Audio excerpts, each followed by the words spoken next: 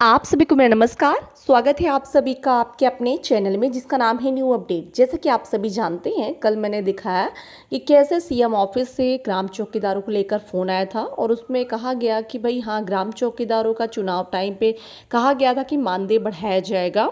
इस पर सरकार सीएम जी से बात हो चुकी है और जल्द इस पर कार्रवाई होगी। साथ ही कहा गया कि आप एक आवेदन बनाकर और पंकज चौधरी जी से जाकर मिल लीजिए। आपको पता है, सबसे पहली बात तो मैं बता दूं कि ये फ़ोन जो है आपके संगठन को आया था।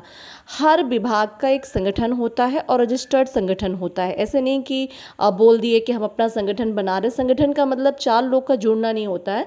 संगठन का मतलब है एक सरकारी कागजी लिखित में सब कुछ होना और सरकार की नज़र में सब कुछ होना।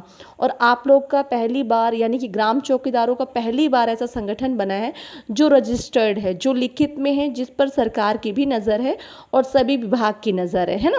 मतलब सब देख सकते हैं कि इस यहाँ पर सिर्फ ग्राम चौकीदार जुड़े हुए हैं। कई बार ऐसा भी देखने को मिलता है कि हमारे ग्राम चौकीदार किसी और विभाग में भी चले जाते हैं, जिसके कारण उन्हें लाभ नहीं मिलता।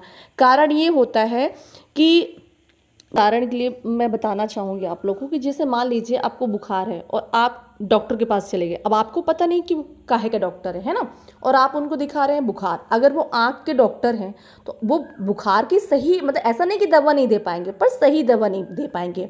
इसी तरह कई बार आउटसोर्स एम्प्लॉयज़ के संगठन में ग्राम चौकीदार चले जाते हैं या किसी और विभाग के संगठन में ग्राम चौकीदार जाते हैं। उन्हें लगता है कि अब हमारा मानदेय बढ़ जाएगा, लेकिन मानदेय जब बढ़ेगा किसी और संगठन का तो वो उस विभाग का मानदेय बढ़वाएंगे। जैसे मान लीजिए शिक्षा विभागों का संगठन है, तो जब भी मानदेय बढ़ेगा तो उस पर भले ग्राम चौकीदार जुड़े हैं, मानदेय शिक्षा विभाग के कर्मचारियों का ही बढ़ेगा, ना कि ग्राम चौकीदारों का बढ़ेगा।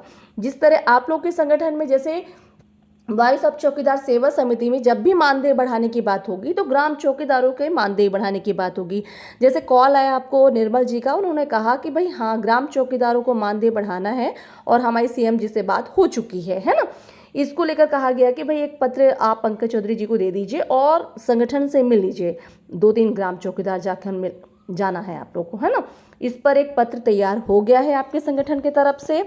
और क्या लिखा है उस पत्र में आप लोग देख सकते हैं। यहाँ पे लिखा है, सेवा में श्रीमान प्रदेश अध्यक्ष जी है ना, पंकज चौधरी जी, भारतीय जनता पार्टी उत्तर प्रदेश, भारतीय जनता पार्टी के जो प्रदेश अध्यक्ष है उनको लेटर लिखा जा रहा है। लिखा हुआ है, माननीय जी, अवगत कराना पड़ रहा है कि भारतीय जनता पार्टी ने चुनावी घोषणा पत्र में उत्तर प्रदेश ग्राम चौकीदार के लिए वादा किया था कि 2017 में की सरकार बनते ही 10,500 वेतन दिया जाएगा और राज कर्मचारी का दर्जा दिया जाएगा, परंतु अभी तक नहीं हो सका। जबकि माननीय श्री हरियाणा से लेकर बिहार, मध्य प्रदेश में ग्राम चौकीदारों का वेतन सम्मानित है। यहाँ चौकीदारों का वेतन भी कम है और शोषण ज़्यादा है। जबकि कागज में 2 ड्यूटी दिखाई जाती है। सच ये है कि अगर ग्राम सभा में कोई घटना होती है तो ग्राम चौकीदार कोर्ट तक घसीटा जाता है। महोदय, मुझे उम्मीद इन वंचित परिवारों का आप ख्याल रखेंगे, हमें उम्मीद है। बहुत बहुत धन्यवाद। आपके प्रदेश राष्ट्रीय अध्यक्ष अनूप त्रिपाठी उर्फ अनुभया। और यहाँ पर आप देख सकते हैं सील भी लगा हुआ है, साइन भी किया हुआ है, और ये पूरा आप लोग का लेटर हेड है, आप लोग के संगठन का लेटर हेड है। यहाँ पर इसे कहते हैं, ये चीज़ मैं अक्सर बताती रहती हूँ कि इस तरह सारी चीज़ें लिखित में जब देते हैं सरकार के पास, तब सरकार भी इस पर कार्यवाही करती है।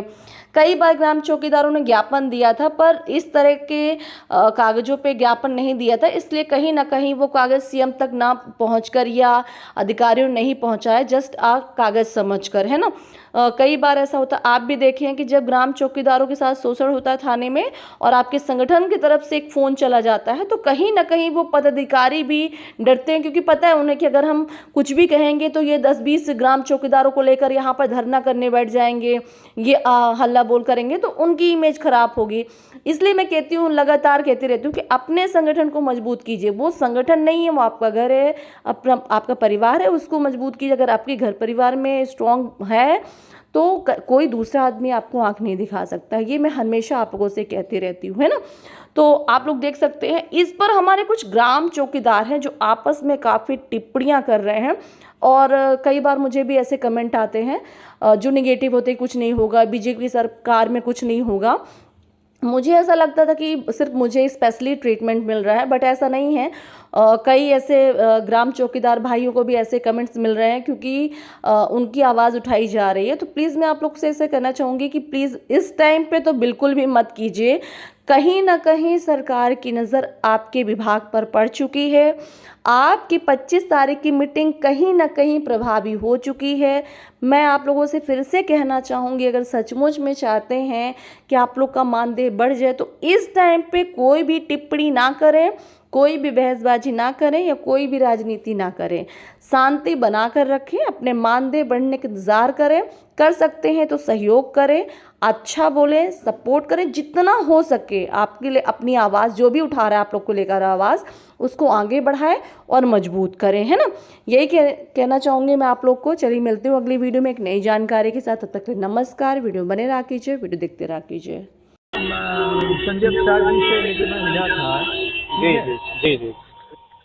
तो वो कह रहे थे कि एक बार तो बढ़ाया जा चुका है, तो हमने बताया था कि उनको जो चुनावी घोषणा पत्र था 17 वाला, उसमें 10,000 करने की बात थी। हाँ। तो उन्होंने कहा कि जब चुनावी घोषणा पत्र में था तो होना चाहिए। तो उन्होंने कहा मुख्यमंत्री जी से मिल लीजिए। हमने कहा मुख्यमंत्री जी से मेरी बात हो चुकी है। तो आप एक काम करो, जो चुनावी घोषणा पत्र था उसका एक आध मूल कॉपी ले लो। जी ठीक है, निकलवा लो। जी। और एक कॉपी हमें दो, एक कॉपी आप जो है ये प्रदेश अध्यक्ष जो हैं जी पंकज चौधरी, आप जी। लोग 2-4 लोग उनसे भी मिल लीजिए और संगठन महामंत्री से मिल लीजिए। और जी। एक कॉपी हमें दीजिए, तो मैं फिर उसको लगा के मुख्यमंत्री से बात करूँ। ठीक है सर, ठीक है। जो पत्र हमने दिया था वो मैं आपको भेज दूंगा। हमें आपने ये कहा था कि अभी आगे कोई सम्मेलन करेंगे मुख्यमंत्री वगैरह कुछ। अब देखिए, वो तो टाइम देंगे तभी तो होगा ना। टाइम देंगे तभी तो होगा ना। ठीक है।